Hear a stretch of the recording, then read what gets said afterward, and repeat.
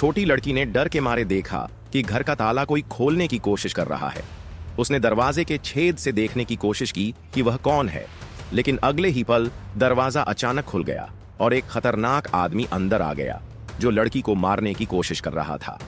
कुछ घंटे पहले जियान ने गलती से दादी की राख का बर्तन अंतिम संस्कार में तोड़ दिया था। उसे और गड़बड़ न करने देने के लिए मां ने चाचा से कहा कि वह बेटी को घर ले जाए। जियान के जागने के बाद उसने देखा कि चाचा अकेले सोफे पर बैठे हैं। अचानक चाचा का फोन बजा। उन्होंने फोन उठाया और गंभीर चेहरा बनाकर जियान के पास आए। तुम घर में थोड़ी देर रुको, मेरे चाचा का दोस्त जल्दी ही आएगा। तुम्हें दरवाजा खोलना होगा, लेकिन तुम बिल्कुल भी ऐसे ही दरवाजा नहीं खोल सकते। जब तुम समस्या का समाधान कर लो तभी दरवाजा खोलना होगा।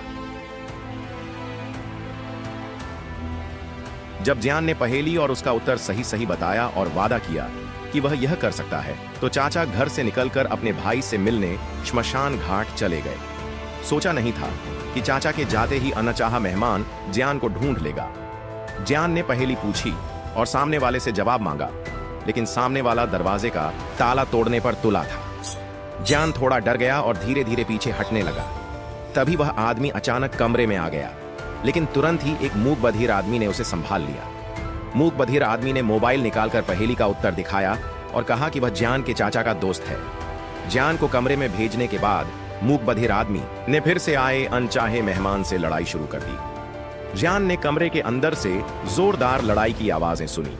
उसने चुपके से दरवाजा खोला और देखा कि मूक बधिर आदमी का हाथ बुरे लोगों ने काट दिया है। वह बहुत डर गया और जल्दी से खिड़की के बाहर रेलिंग पर छिप गया। लेकिन बुरे लोग जब पर्दे को हिलते हुए देखे तो तुरंत ही जियान के छिपने की जगह का पता लगा लिया। जियान ने रेलिंग को कसकर पकड़ा हुआ था, लेकिन बुरे लोगों को देखकर उसने हिम्मत करके हाथ छोड़ दिया और नीचे कूद गया। सौभाग्य से नीचे गद्दा था, लेकिन भागते समय उसका एक्सीडेंट हो गया और उसे अस्पताल ले जाया गया। जियान ने बेहोशी में पुलिस की बातचीत सुनी। उसे अचानक पता चला कि उसके माता पिता की हत्या हो चुकी है। हत्यारे जियान को नहीं छोड़ना चाहते थे और रात में फिर से उसका पीछा करने लगे। लेकिन इस बार जियान को खतरे का एहसास हुआ और वह जल्दी से मुर्दा घर में छिप गया। जियान ने एक कक्ष खोला और उसमें लेट गया, लेकिन उसे आश्चर्य हुआ कि अंदर की लाश उसकी मां की थी। इसी बीच हत्यारे भी मुर्दा घर में आ गए और एक एक करके कक्ष खोलने लगे। तभी चाचा अचानक प्रकट हुए और न केवल सभी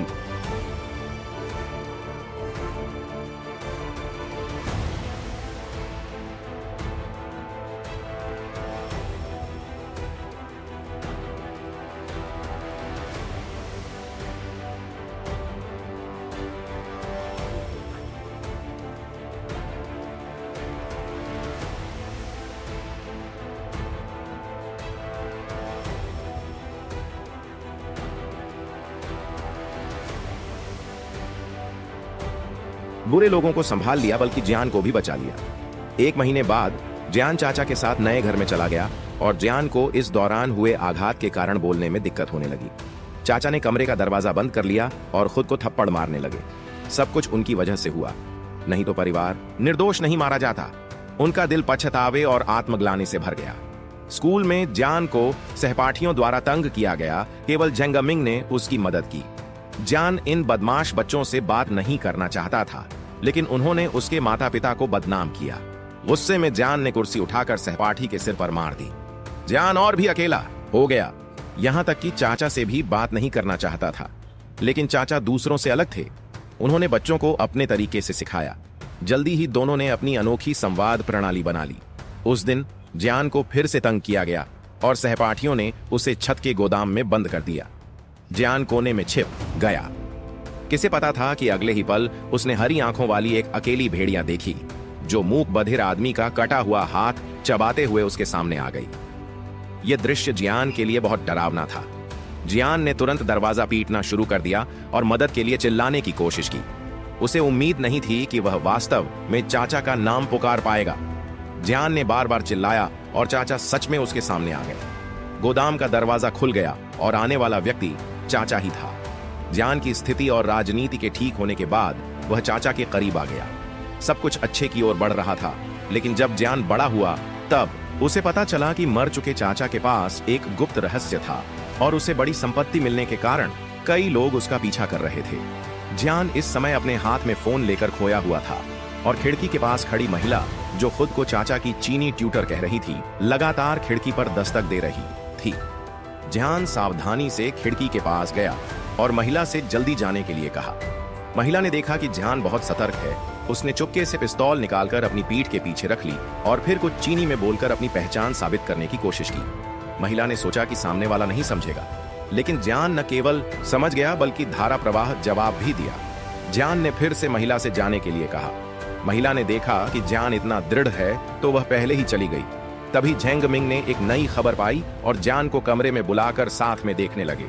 पता चला कि वेबसाइट में सख्त स्तर प्रणाली है और केवल कोड प्राप्त करने पर ही हथियार खरीदने की अनुमति मिलती है। कोड 4 प्रकार के होते हैं और प्रत्येक प्रकार का अलग अर्थ होता है। हरा कोड सबसे विशेष कोड है और संचालक की जानकारी में जियान और चाचा का नाम स्पष्ट रूप से दिख रहा था।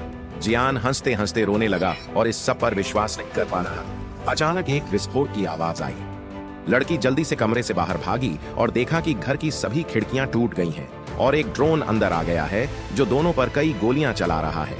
सौभाग्य से दोनों समय पर झुक गए, नहीं तो सीधे चाचा से मिलने चले जाते। दोनों ने पुलिस को फोन करने की कोशिश की, लेकिन कोई सिग्नल नहीं था।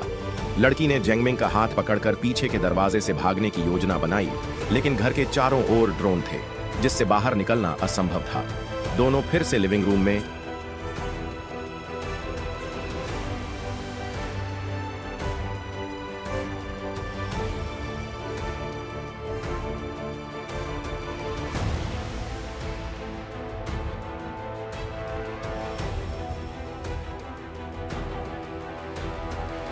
लौटे, लेकिन देखा कि एक नया हमला फिर से आ रहा है। दोनों उठकर भागने लगे, लेकिन घबराहट में वे अलग हो गए। तभी लड़की अचानक कमरे में भागी, दराज में से एक लोहे का डिब्बा निकाला और फिर गुलेल से ड्रोन को गिरा दिया, जिससे झेंग मिंग को अलमारी